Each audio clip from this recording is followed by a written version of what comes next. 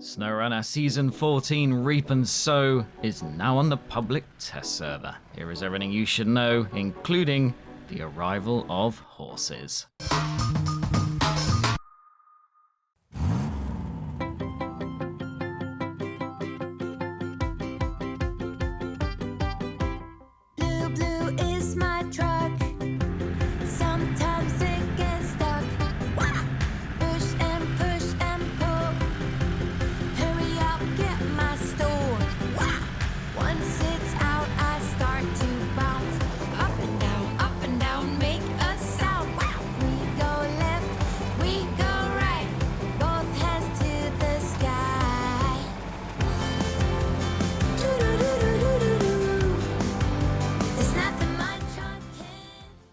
Now that SnowRunner Season 14 Reap and Sow is on the public test server, PTS for short, it is time to show you what to expect. So stick around for all the juicy details and gently massage those like and subscribe buttons. As always, PTS stuff can and is likely to change, but this will give you a pretty concrete idea of what is coming when Season 14 Reap and Sow publicly launches in a couple of months or so, most likely. Spoiler alert! Season 14 Reap and Sow is, as guessed, based in Austria, where there are spiders the size of... oh wait, that's Australia. This time there are 2 maps instead of 1 map for Season 13 Dig and Drill and Season 7 Compete and Conquer. The starting map is called Unterfeld, Austrian accent optional, which connects to foothills via 3 gateways, one of which is watery. Not to be confused with flooded foothills from Yukon of Season 2 Explore and Expand. As promised by Sabre Interactive,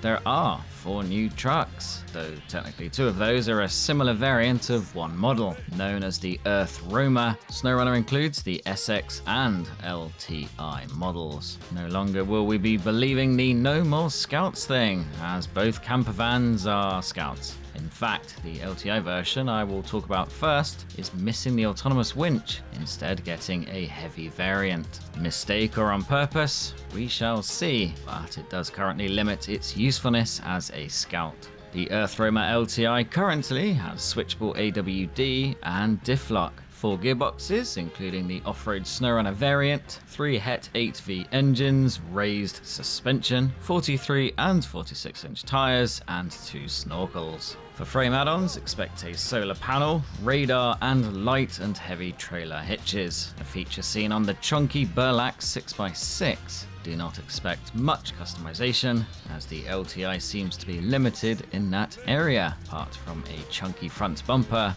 and fenders. Darling, I'm just after the Lebensmittelgeschäft. Up next, the currently overly bouncy Earthroamer SX. It currently has the same 3 engines, gearboxes, tyre sizes, and suspension options. Both also can use all but mud tyres. The radar add-on lets you uncover large areas of the map without needing a watchtower. Where things differ is in the autonomous winch, optional spare wheel, diff lock always on, and the solar panel frame add-on is missing.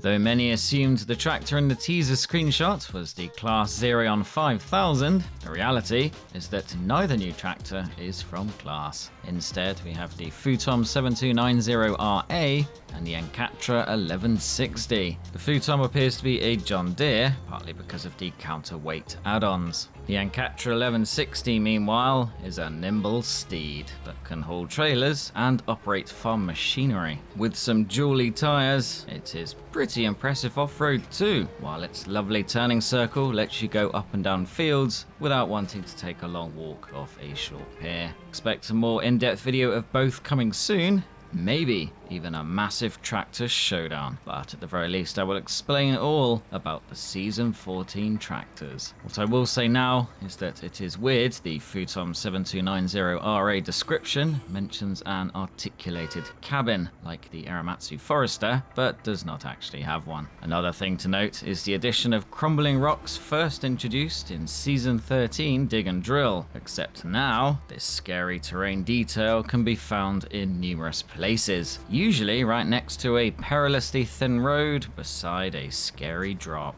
As for tasks, Season 14 Reap and Sow has you rebuilding a castle, helping set up a festival, and completing work in the farming fields. This is comprised 12 tasks for Green Plains GmbH, 10 for Ackerlanddorf administration, and 7 for Orland Trees. What else is new? Well, unless I have gone completely mad, which is entirely possible, you get to drive through dandelions if you knock into them, while scout towers are much prettier in Austria. There are also the new Futon S and Futon M log trailers for small and medium logs respectively. As things stand, the descriptions are back to front. I shall also be making a video about these in the near future, as they might enhance your logging efficiency. Now, is farming more enjoyable in Season 14 Reap and Sow than it was in Season 8 Grand Harvest / Clarkson's Farm? Well, the new tractors are certainly more fun to use, and the time to complete each field task is more satisfying than annoying. Though I will need to get further to judge repetition, as you probably do too. I still have nightmares about potato. And on that vegetable-based note, I will leave my Season 14 Reap and Sow explainer video. Subscribe and like for more SnowRunner and Expeditions content. Take care.